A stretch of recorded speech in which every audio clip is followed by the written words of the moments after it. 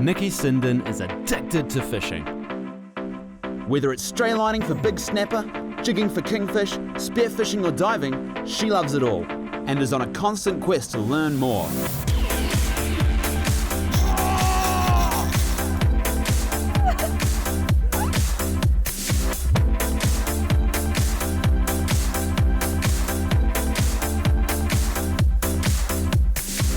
Join her each week as she road trips around the country, tracking down New Zealand's local fishing legends as they share their stories, tapping into their local knowledge and showcasing their tips, tricks and techniques.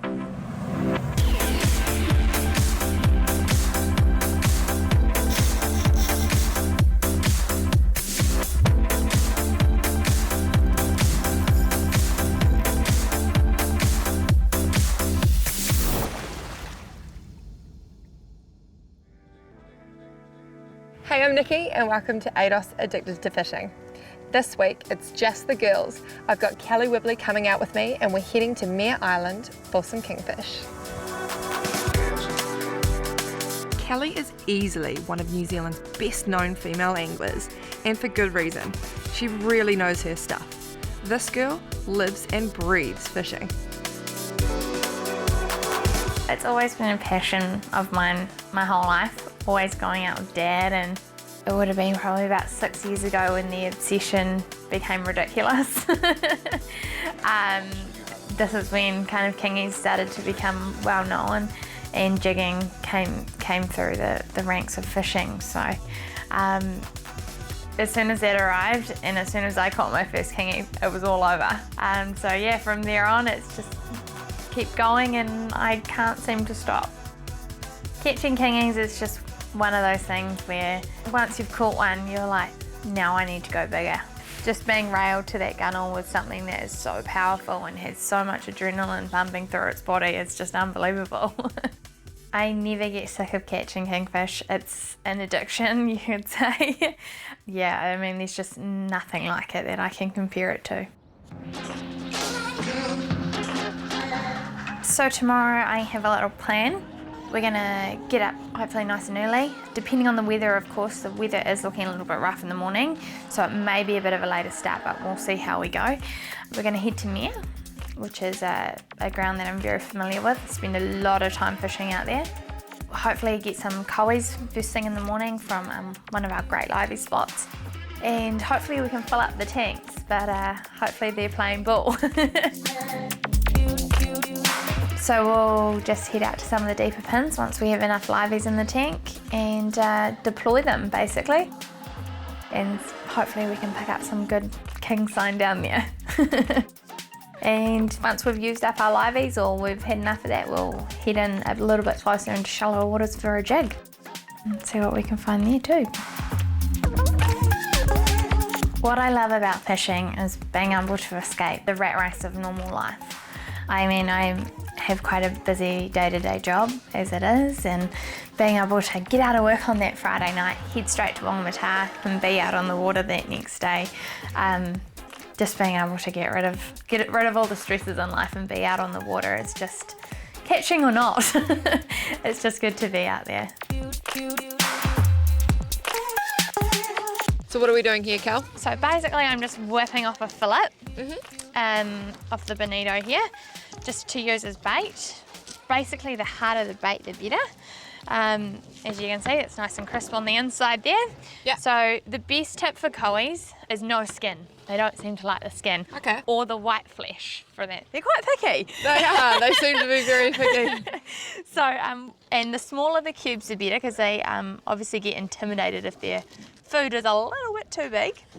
So for instance, I'm just gonna cut off a piece about that size and I'm just gonna cube it to about something of about that size, even a little bit smaller sometimes, is even the smaller the better, so probably about something like that size. So the size of a large pea. Yeah, the size of a large pea, yeah, you could put it that way. So it's great. So I just usually cut up a whole heap so that basically if the koi's come up, they take your bait, you're ready to rebait. So basically, yep, we just want to get down there as quick as possible before we get too much sun coming up over the hill there. Yep. And yeah, we'll hopefully be away laughing, and hopefully these guys are going to come around very soon. Yeah, fingers crossed. We're mincing up our burley in a bucket and slowly pouring small amounts into the water, as the co-header can be easily spooked by the presence of a burley pot. This is a good sign. That there, cowies. They're sitting from about 15 metres up to about 7, and I'm just going to rewind on the screen here for a second. That's thick. I can also see that there's some blue mau mau down there. It's looking pretty positive. Looking good. It looks like our consistent stream of burley is starting to work, and it's not just the cowies that it's attracting. Luckily, they don't seem too fazed by the kingfish, and it's not long before the cowies start to bite.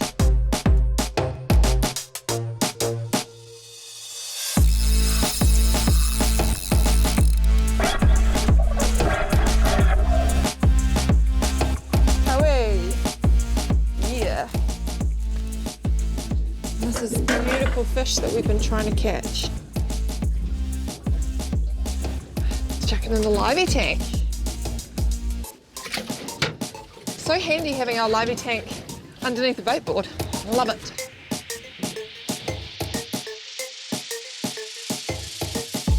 So it's been a morning of catching cowies, and it hasn't been easy, but we got a few of them in the bin, didn't we? Yeah, well, she's been tough this morning. I mean, usually you can come out here and it's absolutely firing, but today, I don't know what was wrong with us. Unfortunately, we couldn't bring this one back to life, but this is actually exactly what we were looking for. Man, and sometimes catching liveys can be the hardest part about catching a kingfish.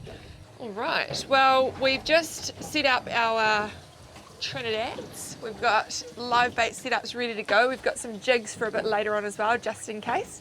But I reckon we should travel over to our little spot and throw them in the water. Yeah, definitely. Let's get amongst it. Let's get amongst it.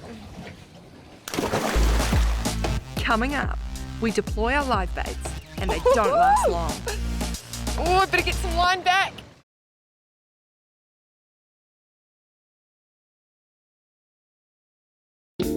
This week on ADOS Addicted to Fishing, we're out from Tauranga Harbour at Mare Island with local fishing legend Kelly Whibley. I've been fishing Mare for probably about 5 years now.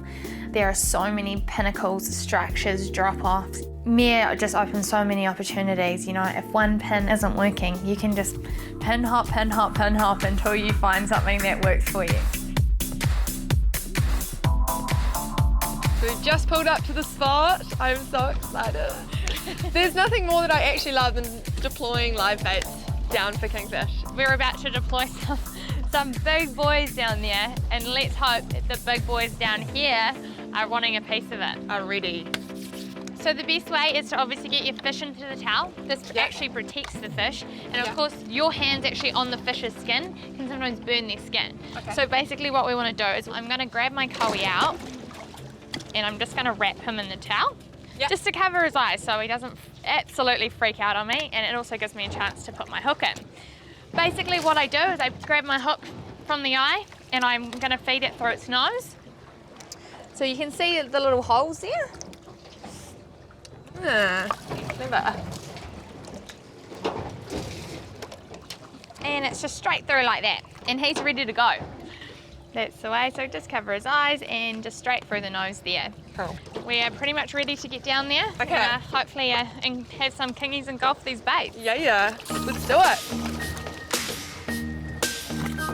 We've marked the kingfish on our Furuno at around 60 metres, and with the help of our rainbow braid, which changes colour every 10 metres, we're sending our cowie straight into the middle of them. So Cal, we've just deployed our liveys down to the right depth. What do you recommend we do now? Do we chuck the drag on? Do we put our fingers on the spool? All right, no, we're just going to keep these in free spool. Just holding your thumb on the spool. When you do feel like your fish is starting to be engulfed, like mine's going a little bit mental right now,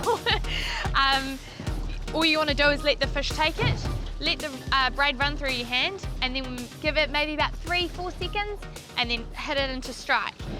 So he's hoping. Oh, yeah, we're getting eaten. 1, 2, 3. Woohoo! Yoo-hoo, Nicky, hooked up, woohoo! Oh, I better get some line back.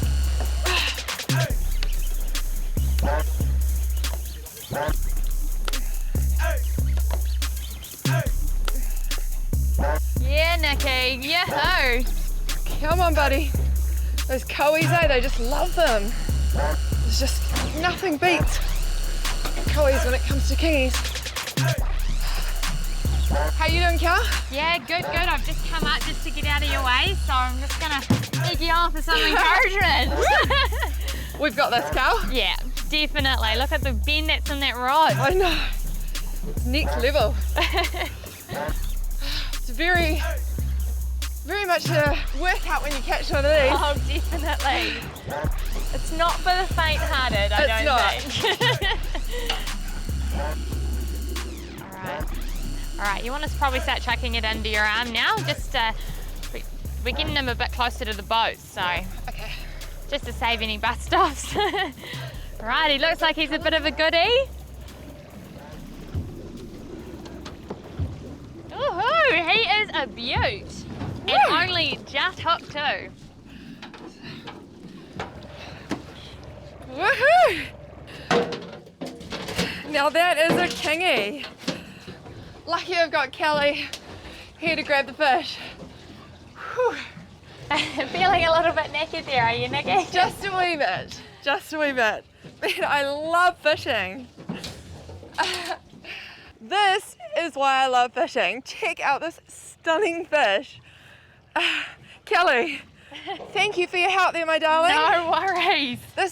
Kelly's actually one of my mates that I go fishing with quite regularly, and I feel like we've learned a lot off each other in terms of kingy fishing over the years, hun. But most definitely. This is just next level, like, oh, and I mean, love it. The size of that live bait, this guy just completely came along, completely engulfed it. He did. He just gobbled it up, and man, he put up a fight. But dude, this is exactly why we do this. Absolutely. It's all the thrill of the chase, and when you get a result like this, we're definitely not complaining. Check out this stunning fish.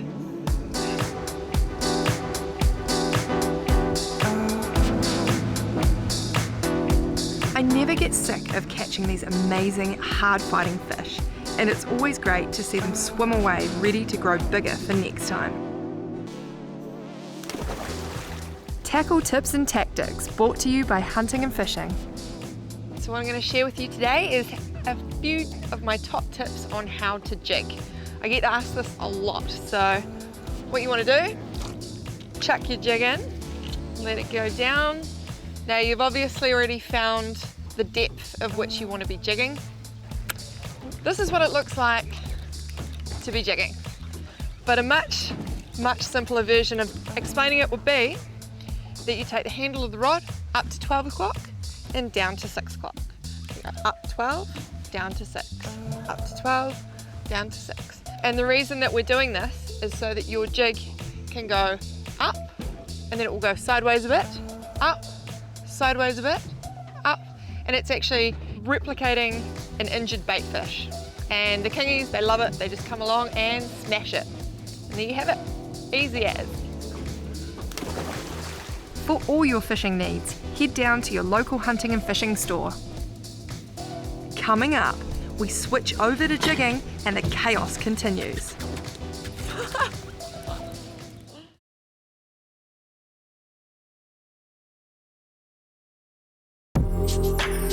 This week on ADOS Addicted to Fishing, we're out from Tauranga Harbour at Mare Island with the lovely Miss Kelly Whibley. Females in fishing, I mean, it's something that hasn't been very big for a long time. And over the last few years, seeing so many women being involved and getting amongst it, getting their hands dirty, it's fantastic to see them taking the challenge. And, you know, you hear of women, you know, they're chartering their own boats now. I mean, which kind of taken over if you ask me. But no, it's great. It's good to see that women are finally stepping up and taking on the challenge. So we've completely run out of liveys, but that's okay because we have some jigs. And Kelly over here is part of the Assassin Jig team, which seems to take out a lot of the tournaments. And so Kelly's going to show us how it's done. All right, team. So basically, we want to make sure that the sound on the sounder is obviously balls of red. Very condensed, that's what we're looking for. Yeah, and we're looking for structure and pinnacles when it comes to finding the perfect spot for Kingy. Absolutely. Kingy's like something to work with basically down there. They don't just like a flat ground, they don't just cruise along the bottom.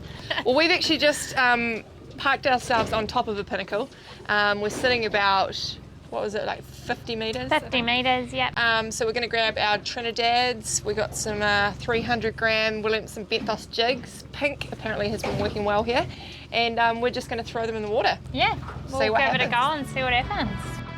This pin is one of Kelly's favourite jigging spots around Mere Island, and she reckons we've got a pretty good chance of pulling out a nice fish. Oh, yeah, I'm on. Yeah. Ooh. Oh, it's smoking line.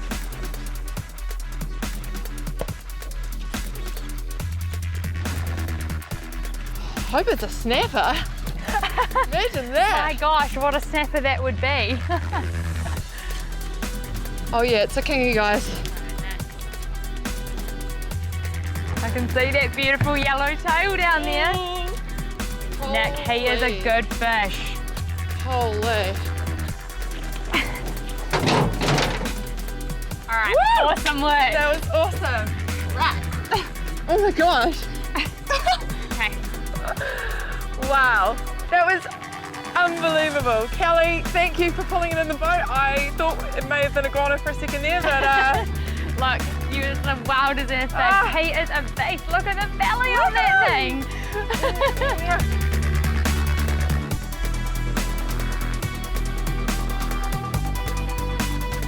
Today is turning into an epic day on the water with 2 good-sized kingfish landed, and I think Kelly might be about to make that 3.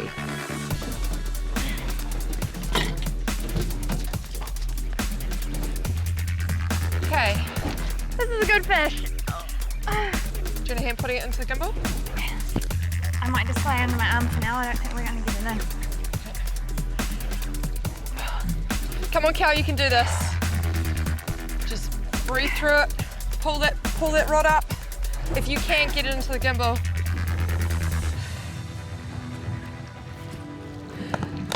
Make your flight a lot easier. What happened there, Cal? I was just jigging away, having the time of my life, and boom, this just hit me. And railed me, basically. I couldn't really do much for a little bit. Seems to be becoming a little bit easier now. Just trying to take it easy, don't want to lose them. Do not want to lose this fish. The short pumps and lines. Yeah. That definitely smashed that jig. Okay, I'm starting to get a wee bit of colour. Oh, here's a stroppy one. Woohoo! Well done. All right, so this is the result. This is the result, Kelly. I would high five you, but you're like completely... I am a little bit preoccupied at the moment. That is a really, really cool fish, honey. I'm so proud of you. That actually had you a little bit railed for a while. It did, yeah. You definitely had a lot of fight in him, but perfect eating size and going to be great for the Bradley smoker on the way home. We've actually been looking for a fish around about this size. We didn't want to take anything that was too big. All the big ones, we like to put them back, just like with snapper, but I reckon that we take this one with us and yeah, take it home and smoke it. Absolutely, sounds like a great idea. Cool. What a way to end the day. A sight like this truly speaks for itself.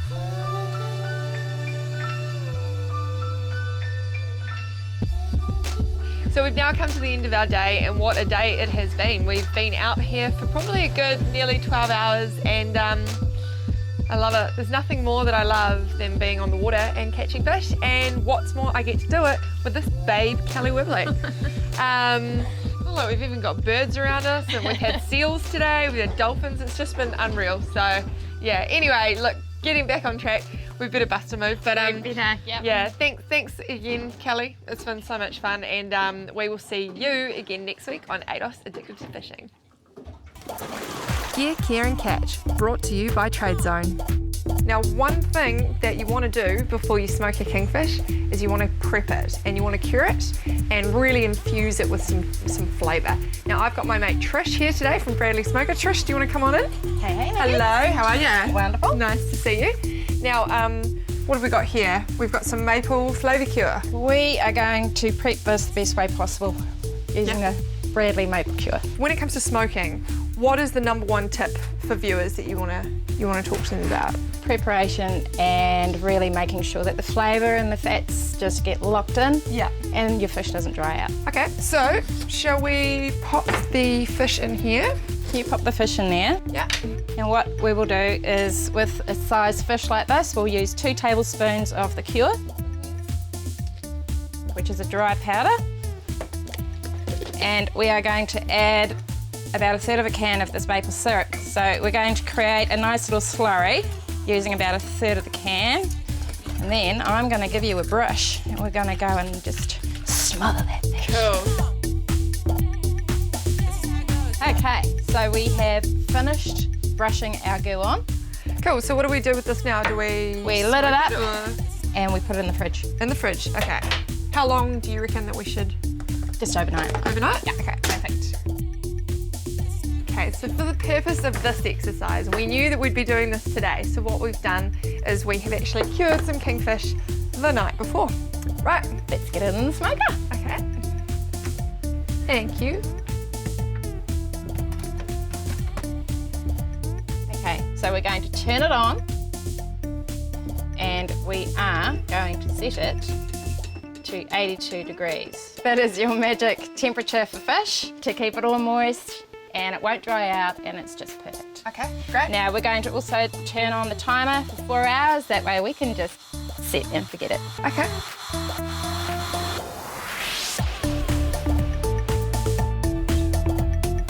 Oh my gosh. Feels like the night before Christmas.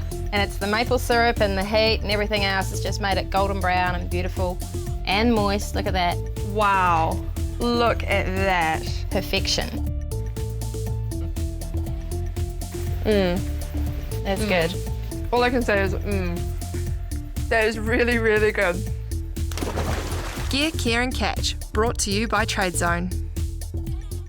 ADOS Addicted to Fishing adventures in confidence in our Staby craft, powered by Mercury Marine, and we tow it around in our Photon Tunland. Hunting and fishing supply us with our Shimano tackle. We find the best fishing spots with our Furuno. We celebrate our catch with a wild buck. We keep up to date with Fishing News magazine, and it all sticks together thanks to ADOS. We're giving away more than $8,000 worth of prizes. Visit our ADOS Addicted to Fishing Facebook page to win.